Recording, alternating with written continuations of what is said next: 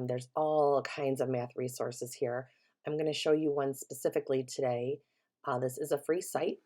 We are going to go down to the manipulatives portion. I'm going to click View All Manipulatives, and you are looking specifically for the fraction wall. This is a really cool interactive that you can use with your students. It's going to give you your fractions over here on the left. You can also decide what your denominator can be. So you can go, as high as you want or as low as you want in regards to your denominator. You can also stack them as they are, or you can scatter them so they're everywhere, depending on how you want to do this with students.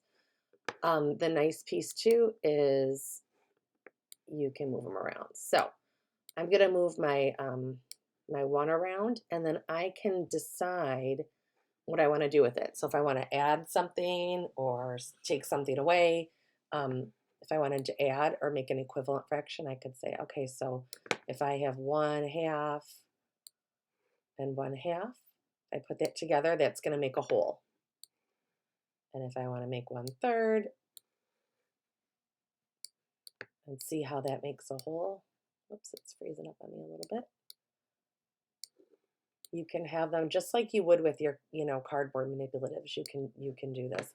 I can tidy it up. So if I wanted to say I have a whole and I wanted to take 1/2 away, what would I have left? And I can go over here and see what I would have left.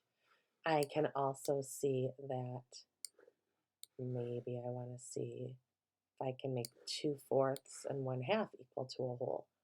So there's all types of ways that you can use this. You can delete by clicking each tile and deleting it. You can click a tile.